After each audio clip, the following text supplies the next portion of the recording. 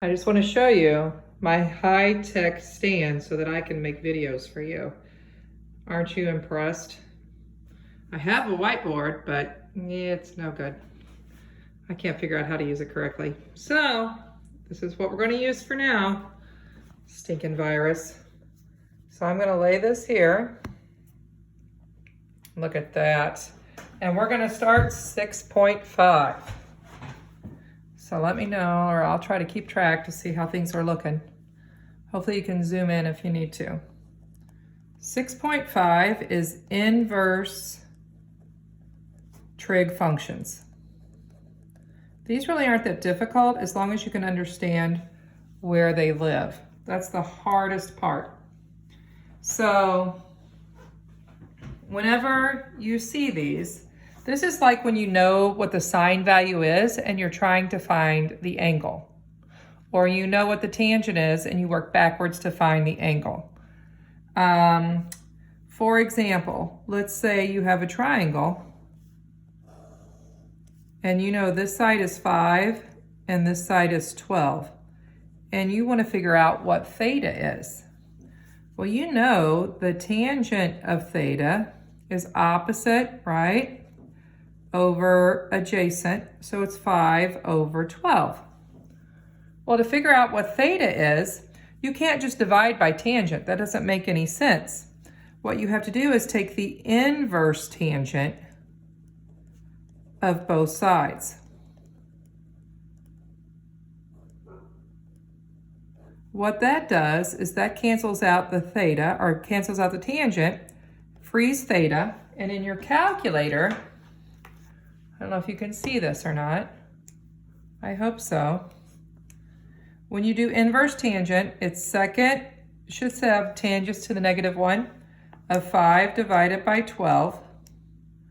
And I am apparently in degrees, so it's 22.62 degrees.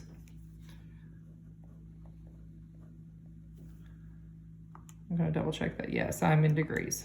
So that's what you use the inverse trig functions for. When I was in school, we called this, instead of inverse sine, inverse cosine, and inverse tangent, it's also known as the arc sine, arc cosine, and arc tangent. They mean the same exact thing. So if they interchange that for you in this unit, please realize these are exactly the same. I hope that makes sense. Now, what happens though is when you take the inverse sine, if you remember from 6.4, the sine of an angle, this goes up to +1, this went to -1, and it came back down. Here's pi, and then here's 2 pi, correct?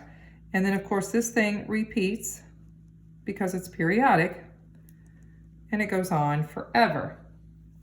Well, the inverse sine lives in this region right here. Every sine value, you want to stay as close to the origin as possible, lives between -pi/2 and +pi/2. So when I ask you for the inverse sine of an answer, that angle is going to live between -90 and +90, or -pi/2 and pi/2. So anytime I give you the inverse sine, you have to give me an answer that fits in that interval. The inverse cosine, if you remember the graph of it, looks just like the sine graph, except it starts at 1. It starts here,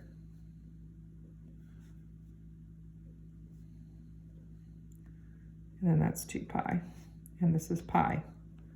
So it kind of comes down and goes up like that. And then of course it continues, just like the rest of it, if you can see that. So the cosine values, every cosine value is found in this interval between 0 and pi. And I'll show you on the unit circle why it works like that, okay? So cosine lives between 0 and pi, and it does include 0 and pi because it's 0 there. All right. And then the tangent, the inverse tangent. I don't know if you remember that graph, but at 0, here was pi over 2. We had an asymptote. And then at negative pi over 2, we had another one. And then it came down like that. Therefore, the tangent lives. They can't hit negative pi over 2 or pi over 2. They're excluded. Does that make sense? And I should put this in brackets up here too. These are included. They exist there. They exist at 0 and pi, but here it does not exist between negative pi over 2 and pi over 2. So this is what I need you to take away from this. I'm going to switch to a new piece of paper.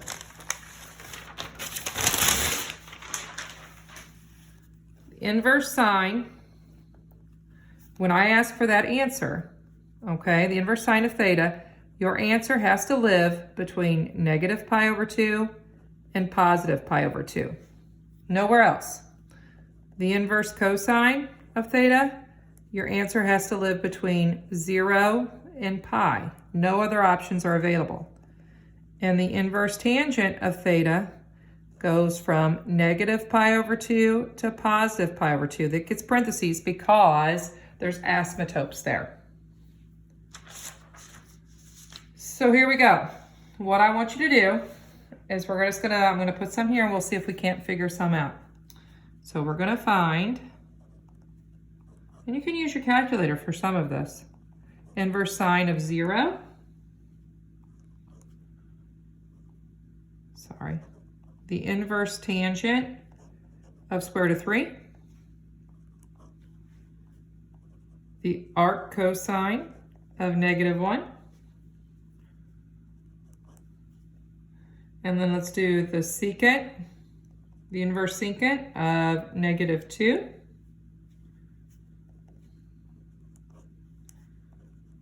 The arc tangent of negative square root of 3. The inverse sine of negative square root of 3 over 2. The inverse cosine of square root of 3 over 2.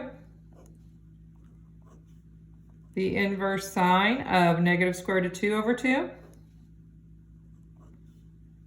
And, oh, I got a lot of these. The inverse cotangent of negative square root of 3. The arc cosecant of, look at me writing that again. Can't do that. Negative 1. The arc secant of negative square root of 2. And the inverse cotangent of negative 1. All right, I'm going to pause that and I'll start this. We'll do the answers on the second video.